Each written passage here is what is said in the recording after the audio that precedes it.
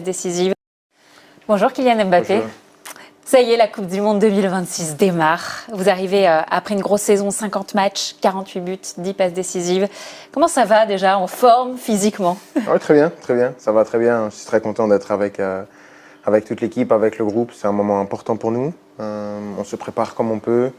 Je pense qu'on commence à déjà assimiler pas mal de paramètres en tant que groupe, en tant qu'équipe. On commence déjà à souffrir ensemble. On a fait une préparation un peu physique. Nous, on est conscient que la route va être très compliquée, mais on est prêt. On est très enthousiaste à l'idée d'aller aux États-Unis, de jouer une Coupe du Monde, qui est quelque chose d'unique. Et de pourquoi pas, bien sûr, aller à New York le 19 juillet.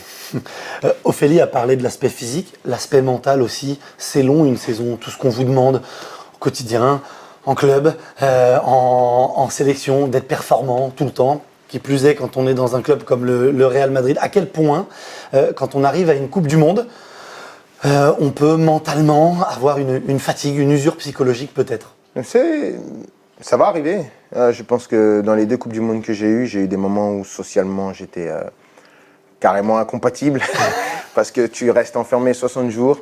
Mais si c'était facile, tout le monde jouerait une Coupe du Monde. On sait qu'on fait partie d'une minorité de personnes, qu'on est considéré comme beaucoup de personnes qui vont nous supporter comme les meilleurs joueurs de notre pays. Donc ça, c'est un statut qu'il faut assumer, qu'il ne faut jamais oublier, dans les bons comme dans les mauvais moments. Et je pense que pour faire l'histoire, il faut souffrir. Il faut souffrir, il faut être prêt à souffrir. On a eu l'occasion de faire l'histoire une fois, on a été à ça de le faire une deuxième fois. Donc on sait comment y arriver. Maintenant, comme j'ai dit, toutes les équipes vont aller avec l'idée de faire l'histoire. Mais je pense qu'il n'y a aucune équipe qui doit avoir plus faim que nous. Voilà, c'est dit. Pour vous, c'est la troisième. Vous êtes plus, vous avez 27 ans aujourd'hui, Kylian, vous êtes plus le joueur qu'on a découvert en 2018. Alors c'est qui aujourd'hui le capitaine de l'équipe de France 2026? Toujours assoiffé de victoire, leader assumé, c'est qui? Ouais, je suis un peu tout ça, je crois. mais non, je suis juste, comme ils disent, en 2018, pas mal de joueurs disaient, pour les plus anciens, les joueurs avec de la bouteille. Moi, je pense que je commence à être un joueur avec de la bouteille. Mais non, je suis très content, très content. C'est une opportunité unique de pouvoir représenter son pays. Pour moi, c'est la troisième fois. C'est clair que je suis encore jeune, mais avec l'équipe de France, j'ai connu pas mal de choses. J'ai tout connu. Ouais. Donc, c'est vraiment un plaisir. Je pense plus de guider les jeunes joueurs. Je pense plus sur l'aspect émotionnel, parce que je pense que s'ils sont là, c'est qu'ils sont des bons joueurs. Je pense que vous voyez la qualité qu'il y a dans cette équipe. Je ne vais pas leur apprendre à jouer au foot, ce serait une erreur. Mais le côté émotionnel d'une Coupe du Monde, de savoir que le monde s'arrête pour te regarder, c'est quelque chose que tu dois savoir gérer, que tu dois savoir apprivoiser et que ça ne te fasse pas perdre tes moyens. Parce que c'est le plus grand adversaire dans une Coupe du Monde. Ce n'est pas forcément l'autre équipe. C'est toute cette pression, toute cette atmosphère qui fait que en fait, tu es la personne qu'on va regarder. Et ça se gère. Et nous, on doit être là pour leur donner un maximum d'outils. Et après, je pense que c'est des garçons intelligents, c'est des garçons qui ont envie de croquer la vie, qui ont envie de croquer le terrain. Donc ça va bien se passer pour eux aussi, je pense. Il y a une équipe de fous, tout le monde dit. Et quand on parle de l'équipe de France, on est très content. Et on se régale, on se prépare à se régaler. Vous aussi, ça vous met des étoiles dans les yeux. Je suis toujours content. C'est magnifique, franchement. Avec ce statut, des fois on entend favori. Non, on n'est pas favori. Non, c'est l'autre qui est favori. Je me dis, mais c'est bien d'avoir ce statut-là, d'avoir cette équipe-là. Vous avez des bons problèmes ou en tout cas une bonne gestion à avoir. Ce statut-là, ça veut dire quand même que l'équipe a ce niveau-là, ce potentiel-là. Je pense qu'il y a beaucoup d'enthousiasme, beaucoup de projections, beaucoup d'illusions avec cet effectif. Mais comme je t'ai dit, ma petite expérience me fait dire que tu ne gagnes jamais une Coupe du Monde sur le papier. Je crois aussi que ça dépasse ma compétence, mais 2002 aussi, on arrive bien, non? C'est vrai. Est-ce qu'on finit bien, non? Donc, on parle pas du Sénégal alors. J'étais petit, je ne me rappelle pas. C'est exactement ce que Didier nous a dit. Ça n'a aucune influence sur moi, ce match-là. Donc, non, je pense qu'une compétition, ça ne se jouera pas avant. Je pense que Smaïl, tu connais aussi, vous aussi. En 2021, on arrive avec une belle armada, non, à l'Euro. Bien sûr. On sort contre la Suisse.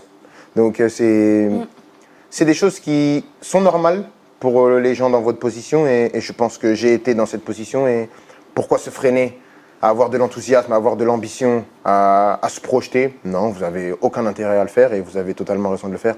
Nous, on doit le faire. On passera maintenant pour des vieux cons maintenant, mais on doit le faire. On doit le faire parce que c'est encore plus quand tu as une équipe aussi jeune. C'est des joueurs qui ont acquis la maturité rapidement pour être là où ils sont actuellement, mais une enflammade, ça vient rapidement. Et une Coupe du Monde, c'est pas des matchs aller-retour, donc tu loupes ton match, tu rentres à la maison. Donc on va devoir contrôler tout ça, mais je pense qu'on a déjà fait passer le message. C'est un message qu'on répète au quotidien, que rien n'est fait et qu'on doit aller faire l'histoire. On ne l'a pas fait encore. Alors, ok, on ne parle pas du match France-Sénégal d'avant, on parle de celui qui arrive le 16 juin. Oui. C'est bien de commencer un peu corsé? C'est la Coupe du Monde. C'est la Coupe du Monde. C'est des matchs qui donnent envie. On joue contre le champion d'Afrique.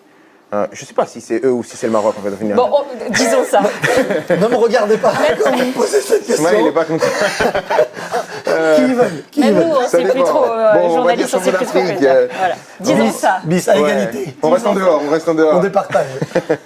Ils sont allés très très loin. Quoi qu'il arrive. Non, Voilà. c'est une grande équipe. C'est super de commencer comme ça.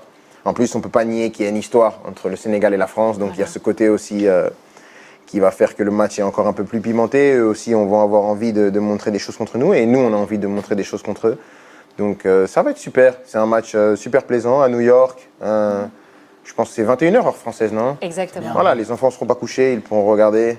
Oh que non, ils ne seront pas couchés. Voilà. Ils ont le droit. Celui-là, ils ont le droit. Ils ont tous le Ouais, droit. donc c'est cool. Quel que soit C'est l'âge. cool de commencer comme ça. À nous de bien commencer. En termes de Coupe du Monde, c'est très important. Les deux Coupes du Monde que j'ai faites, on a à chaque fois bien commencé. Un peu plus laborieux en 2018, le 2-1. Un peu plus avec la manière 4-1, 2 fois contre l'Australie. Donc, non, c'est important de bien commencer parce que ça donne le ton. Ça donne le ton, ça dissipe les premiers doutes parce qu'il y aura quand même beaucoup d'anxiété chez pas mal de personnes. Pas chez nous, mais chez pas mal de personnes. Donc, c'est bien de dissiper un peu quelques doutes qui peuvent apparaître et gagner pour avoir 3 points déjà.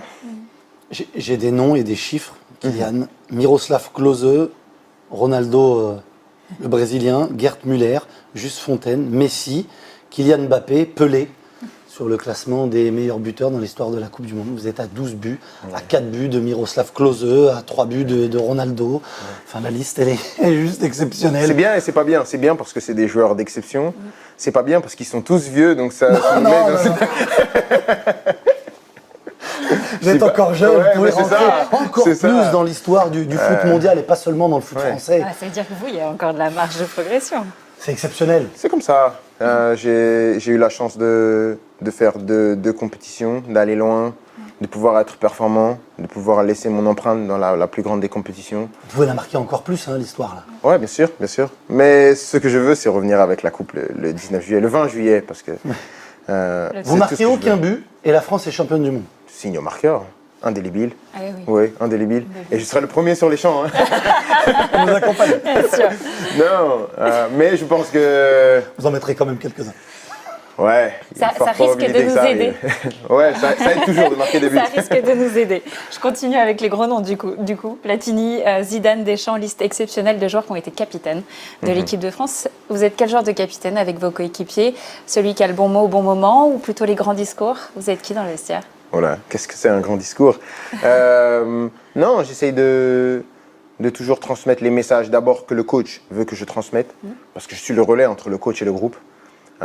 J'essaye aussi d'apporter mon expérience, parce que comme je l'ai dit, le groupe s'est vachement rajeuni, et c'est important qu'ils sachent ce qu'est l'équipe de France, ce qui est nécessaire et requis pour être un joueur de l'équipe de France pendant une grande compétition. Et après, mettre tout le monde à l'aise. Parce que aussi c'est ça, c'est des joueurs qui, pour certains, sont très timides, une timidité, une certaine pudeur, et il faut faire en sorte que chacun arrive à être la meilleure version de lui-même, et on est tous des personnes différentes. Composer un groupe, c'est un assemblage d'êtres humains, donc c'est important que tout le monde se sente à sa place, que personne ne se sente à l'écart, que le joueur joue ou joue pas, parce qu'au final il n'y aura que 11 joueurs sur le terrain à chaque fois. Il y aura des changements, mais il y a des joueurs qui vont moins jouer. Mais dans une Coupe du Monde, c'est pas comme en club, c'est pas comme en sélection quand c'est pendant les saisons. Chacun a son rôle à jouer, que ce soit sur ou en dehors du terrain. Et c'est pas faire de la com ou faire un commentaire. J'ai vu des Coupes du Monde où il y a des joueurs qui ont joué